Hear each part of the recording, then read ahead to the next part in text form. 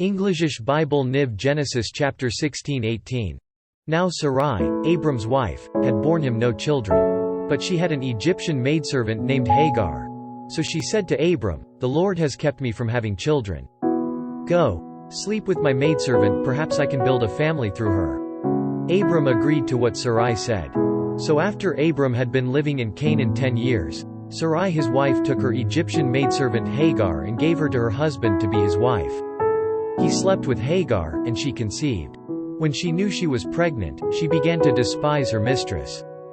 Then Sarai said to Abram, "You are responsible for the wrong I am suffering.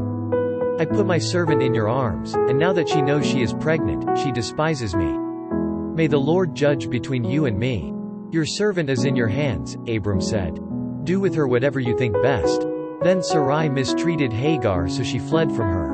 The angel of the Lord found Hagar near a spring in the desert. It was the spring that is beside the road to Shur. And he said, "Hagar, servant of Sarai, where have you come from, and where are you going?" "I'm running away from my mistress Sarai," she answered. Then the angel of the Lord told her, "Go back to your mistress and submit to her." The angel added, "I will so increase your descendants that they will be too numerous to count." The angel of the Lord also said to her, "You are now with child and you will have a son. You shall name him Ishmael, for the Lord has heard of your misery. He will be a wild donkey of a man, his hand will be against everyone and everyone's hand against him, and he will live in hostility toward all his brothers."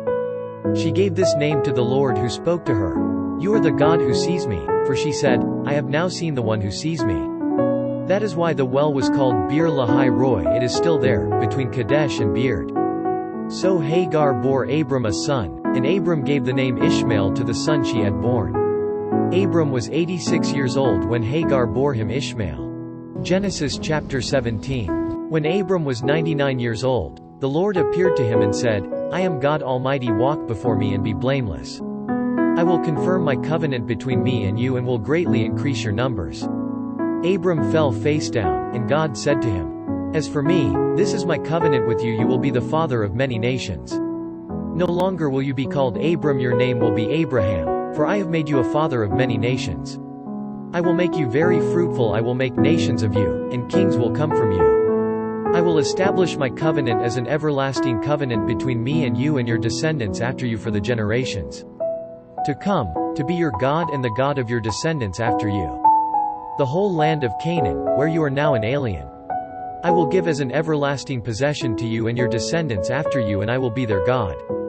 Then God said to Abraham, "As for you, you must keep my covenant, you and your descendants after you for the generations to come. This is my covenant with you and your descendants after you, the covenant you are to keep. Every male among you shall be circumcised. You are to undergo circumcision, and it will be the sign of the covenant between me and you. For the generations to come, every male among you who is 8 days old must be circumcised, including those born in your household or bought with money from a foreigner, those who are not your offspring. Whether born in your household or bought with your money, they must be circumcised. My covenant in your flesh is to be an everlasting covenant. Any uncircumcised male, who has not been circumcised in the flesh, will be cut off from his people. He has broken my covenant." God also said to Abraham, "As for Sarai your wife, you are no longer to call her Sarai, her name will be Sarah. I will bless her and will surely give you a son by her. I will bless her so that she will be the mother of nations, kings of peoples will come from her." Abraham fell face down, he laughed and said to himself, "Will a son be born to a man 100 years old? Will Sarah bear a child at the age of 90? And Abraham said to God, "If only Ishmael might live under your blessing." Then God said, "Yes, but your wife Sarah will bear you a son, and you will call him Isaac. I will establish my covenant with him as an everlasting covenant for his descendants after him. And as for Ishmael, I have heard you, I will surely bless him, I will make him fruitful and will greatly increase his numbers. He will be the father of 12 rulers, and I will make him into a great nation. But my covenant I will establish with Isaac, whom Sarah will bear to you by this time next year." When he had finished speaking with Abraham, God went up from him. On that very day Abraham took his son Ishmael and all those born in his household or bought with his money, every male in his household, and circumcised them, as God told him. Abraham was 99 years old when he was circumcised, and his son Ishmael was 13. Abraham and his son Ishmael were both circumcised on that same day. And every male in Abraham's household, including those born in his household or bought from a foreigner, was circumcised with him. Genesis chapter 18. The Lord appeared to Abraham near the great trees of Mamre while he was sitting at the entrance to his tent in the heat of the day. Abraham looked up and saw 3 men standing nearby. When he saw them, he hurried from the entrance of his tent to meet them and bowed low to the ground. He said, "If I have found favor in your eyes, my Lord, do not pass your servant by. Let a little water be brought, and then you may all wash your feet and rest under this tree. Let me get you something to eat, so you can be refreshed and then go on your way, now that you have come to your servant." "Very well," they answered, "do as you say." So Abraham hurried into the tent to Sarah. "Quick," he said, "get 3 seahs of fine flour and knead it and bake some bread." Then he ran to the herd and selected a choice, tender calf and gave it to a servant, who hurried to prepare it. He then brought some curds and milk and the calf that had been prepared, and set these before them. While they ate, he stood near them under a tree. "Where is your wife Sarah?"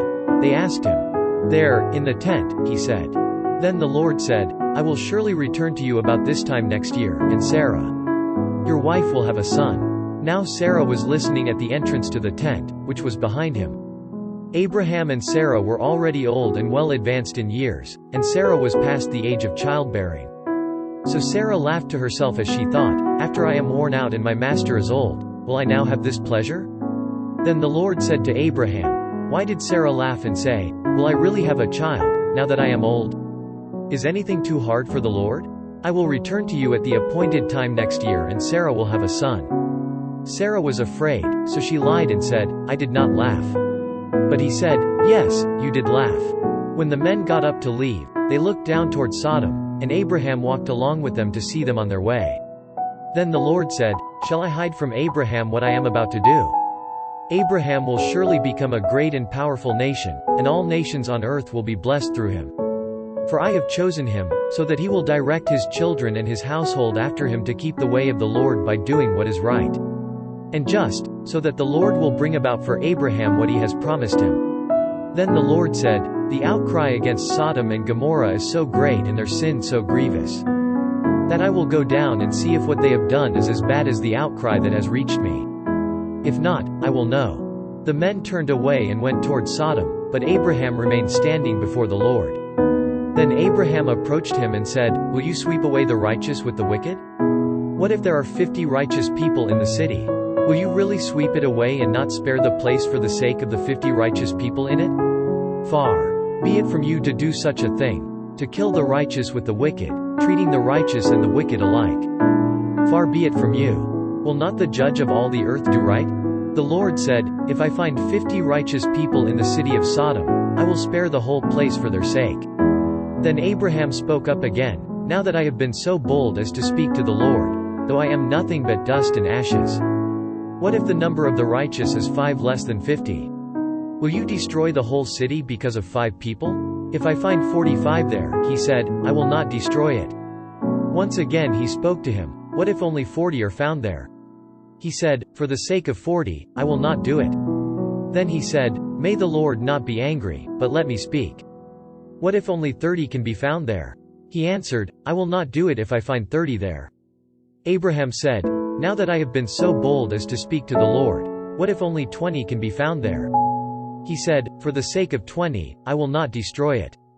Then he said, "May the Lord not be angry, but let me speak just once more.